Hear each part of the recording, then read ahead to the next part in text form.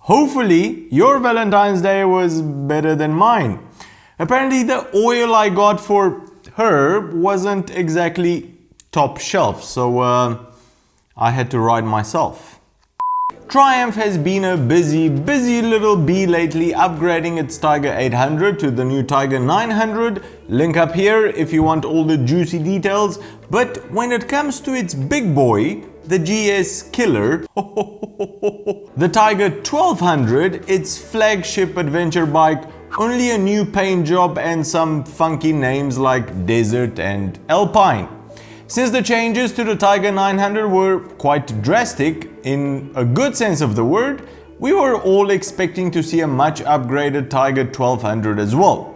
And it seems Triumph hasn't exactly been napping, they've been hard at work, just not as fast as we would have liked them to be. The brand new Tiger 1200, updated, has been spotted in spy shots riding around in the wild, being tested, obviously with no camo on, because what's the point of hiding a prototype vehicle? And it seems like the British have really made some interesting changes. Stick around.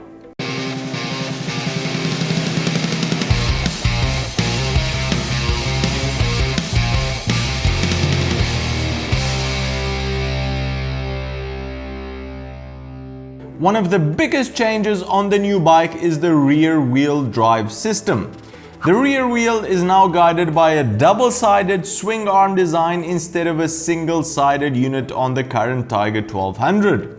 The change in the drive system will have the result of making the bike a lot more controllable, especially when accelerating hard or while in corners, since the power coming from the drive shaft will not be impacting the side forces on the bike. Kawasaki, for example, has a similar system which they call tetralever. When the drive force is applied to the rear wheel, the reaction force is generated, creating a force to lift the center of gravity of the entire bike.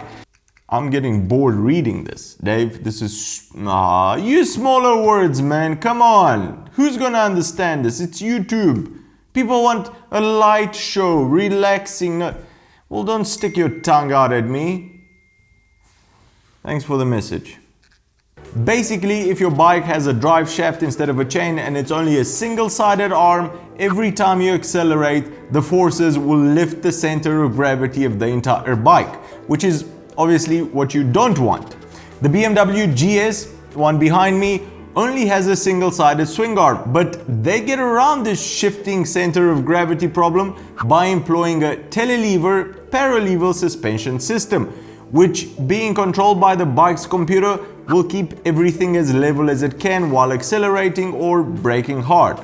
So basically, whether I'm accelerating like a maniac in a corner or braking like a maniac in a corner, I know that the GS will not have any side forces applied to it.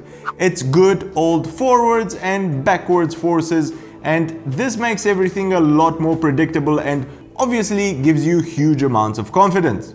Now, the Tiger 1200 not having a telelever and paralever suspension setup, a double-sided swing arm design for the drive shaft is the next best thing. So, new owners will feel a substantial torque compensation when accelerating, making everything feel a lot more predictable. Alright, so a very good change from the old version, so far so good. What else can we see from the spy shots? The wheels are a great giveaway that Triumph is trying to make a huge bike which can handle very well off-road as well. Usually these two criteria are mutually exclusive, but Triumph seems to have handled part of the problem by fitting a large 21-inch wheel on the front and what seems like an 18-incher on the rear. They're also using cross-lace design, so tubeless tires, here we come. Great changes so far, but what about the engine? As expected, this Tiger is powered by an inline triple, and in the shots it does however look more compact than the previous version.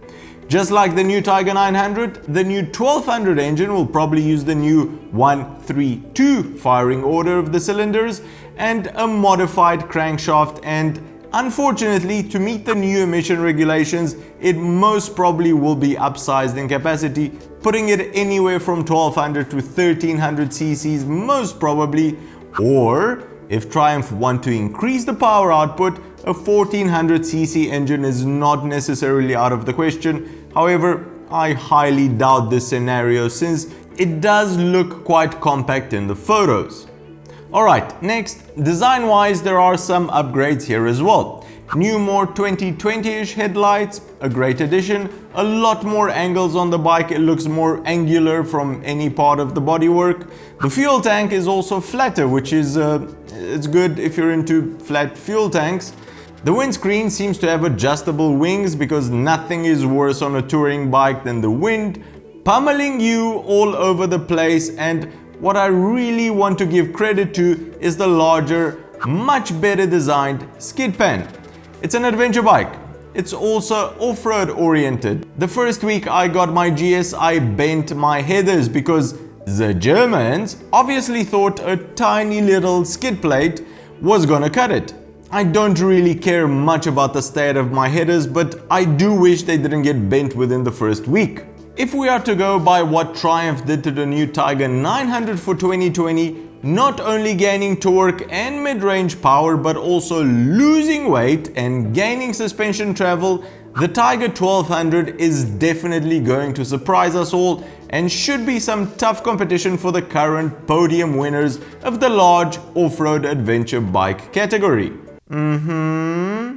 As to when it's available, it's anyone's guess. However, from the spy shots, it really looks like it's almost ready for production. There don't seem to be any cables or prototype parts hanging off from it, so most probably within the next couple of months we should get an official announcement from Triumph.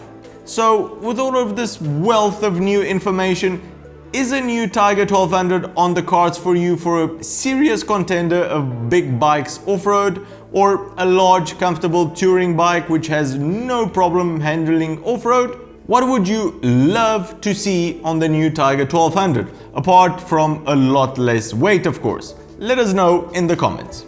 Well, that's the show everyone. If you've enjoyed it, give it a big thumbs up, and if you think you've learned something new, consider subscribing or becoming a patron to help us make more of these shows. Cheers, and I'll see you on the next one.